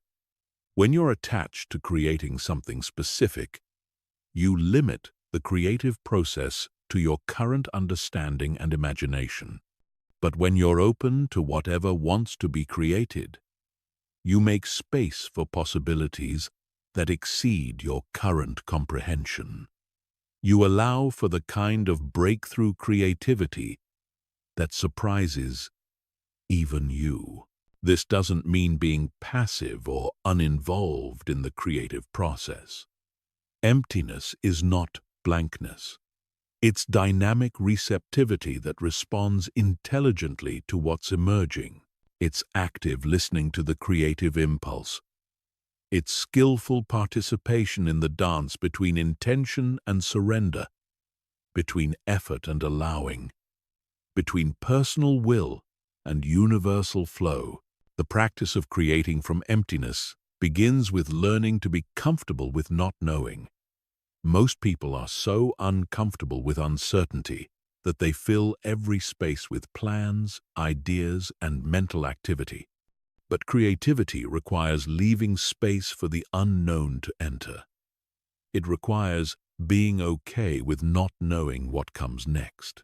It requires trusting that not knowing is not a problem to be solved, but a doorway to be walked through. You can cultivate this capacity by spending time in actual emptiness, sitting quietly without agenda, walking without destination, being present without purpose, other than being present. This trains your nervous system to be comfortable with open space, with unstructured time, with the fertile void that precedes all genuine creation. When you do engage in creative work, practice beginning from emptiness rather than from ideas. Sit down to write without knowing what you'll write about. Pick up the paintbrush without knowing what you'll paint. Start the conversation without knowing where it will lead. Allow the first moment of creative engagement to inform the second moment, and the second to inform the third, without imposing a predetermined direction on the process. This approach requires letting go of the need to be original, impressive, or even good. When you're trying to create something that will meet certain standards or achieve certain effects, you're creating from ego rather than emptiness.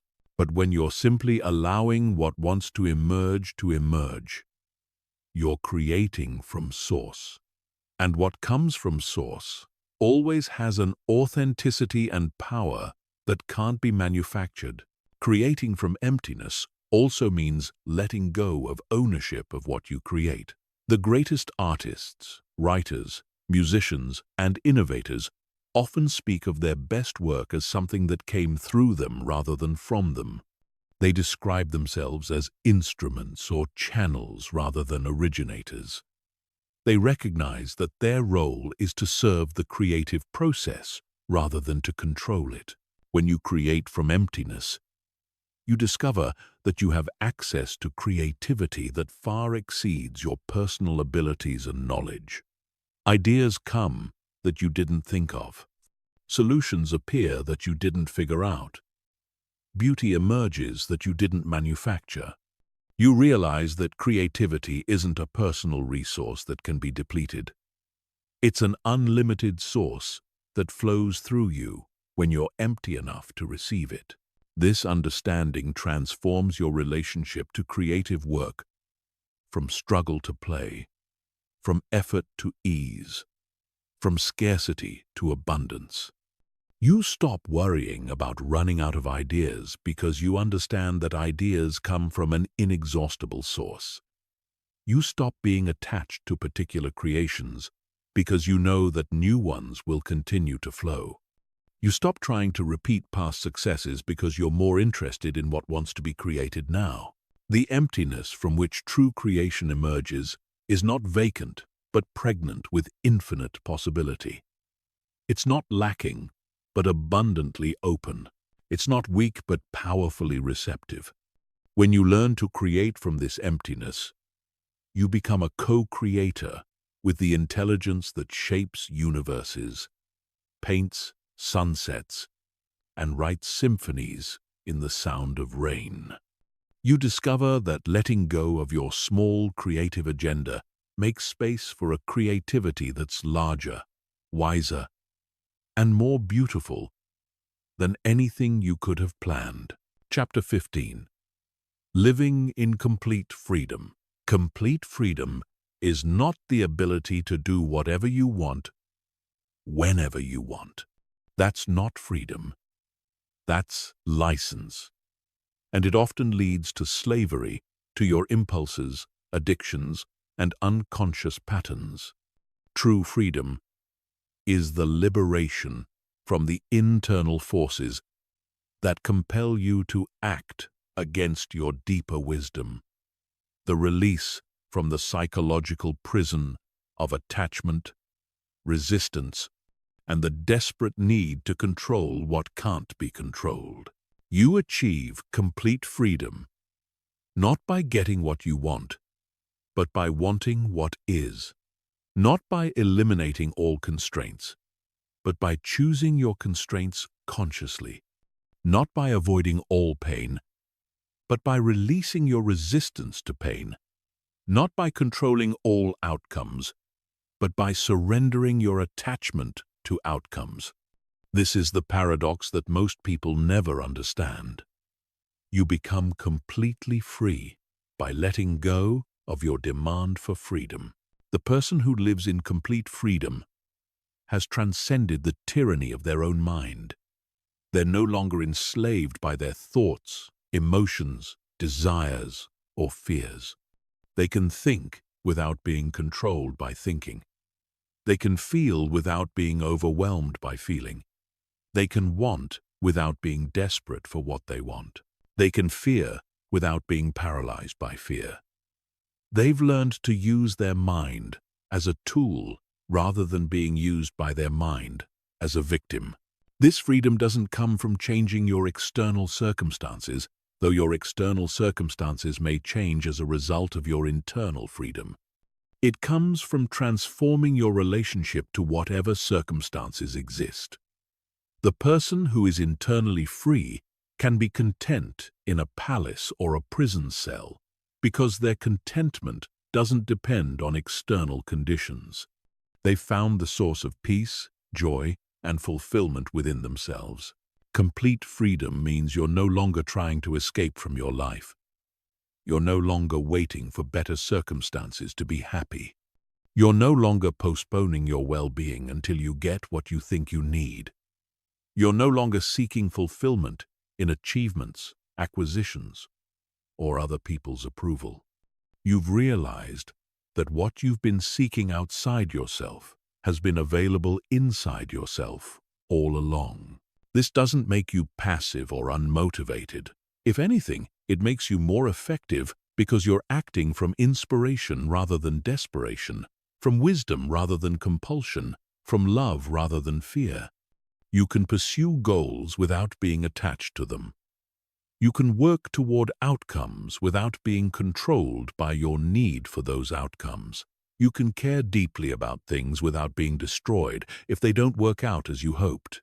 The completely free person has learned to find joy in the process rather than only in results. They can enjoy the journey regardless of the destination. They can appreciate what is while working toward what could be. They can be fully present to their current experience while remaining open to new possibilities. They've discovered that happiness is not a goal to be achieved, but a natural state to be uncovered. Living in complete freedom requires releasing all the strategies you've used to try to make yourself feel secure, valuable, and loved. Most people spend their entire lives trying to prove their worth through achievement, accumulation, or approval seeking. But the completely free person has realized that their worth is inherent, not earned. They don't need to prove anything to anyone, including themselves. This recognition eliminates the exhausting effort of trying to be someone other than who you are. You stop trying to impress people, manage their opinions of you, or hide aspects of yourself that you think are unacceptable. You can be authentic because you're not seeking validation. You can be vulnerable because you're not protecting an image. You can be honest because you're not afraid of rejection. Complete freedom also means releasing the need to understand everything, control everything, or have everything work out according to your plans.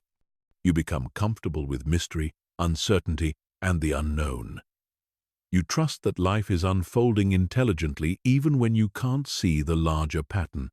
You're willing to not know what comes next because you're confident in your ability to respond wisely to whatever does come next.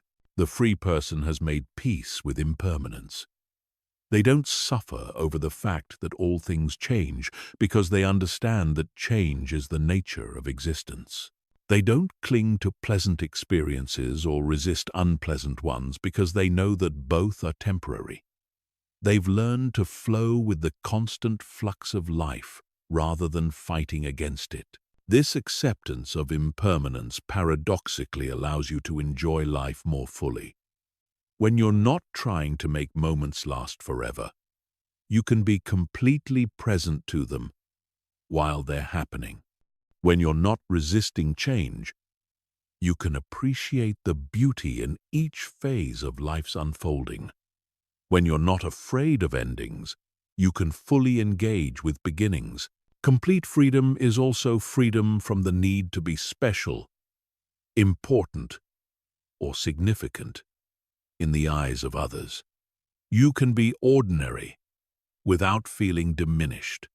You can live a simple life without feeling like you're missing out.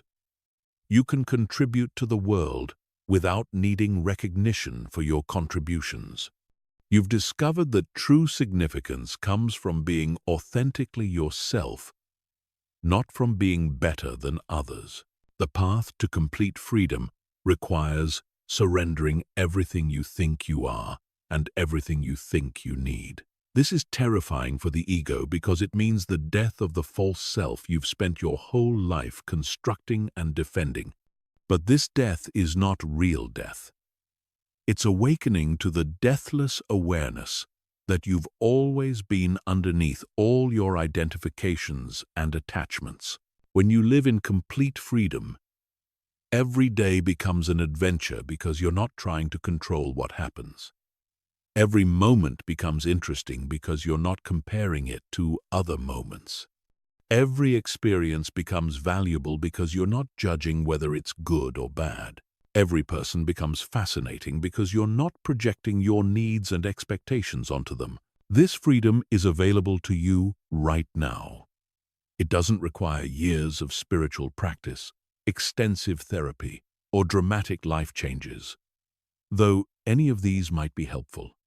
It simply requires the recognition that what you've been seeking has never been absent. The peace you crave is present when you stop disturbing it with resistance. The love you desire is available when you stop demanding it from others. The freedom you seek is yours when you stop trying to escape from what is. The completely free person has realized the ultimate truth. There is nothing to get, nowhere to go, no one to become.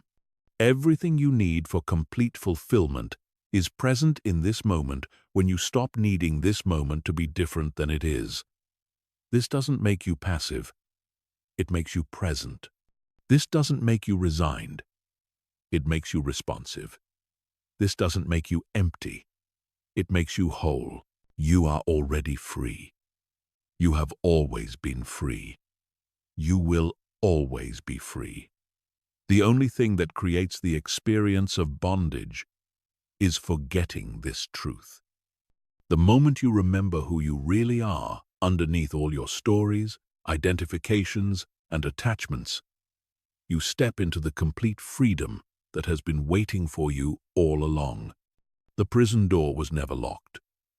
You were just so busy trying to escape that you never thought to simply open it and walk out. This is the power of letting go. It reveals that what you thought you were holding on to was actually holding on to you. When you release your grip on what you thought you needed for freedom, you discover that freedom was never dependent on anything you could grasp. It's what remains when you stop grasping. It's what emerges when you stop resisting. It's what you are when you stop trying to be something else. The invitation is simple. Let go and discover who you are when nothing is in your way. Release your attachments and see what remains. Surrender your resistance and experience what emerges. Stop trying to control your life and start living it. The complete freedom you seek is not waiting for you in some distant future. It's available in this very moment when you choose to stop postponing it. The power to let go is the power to be free, and that power is yours right now.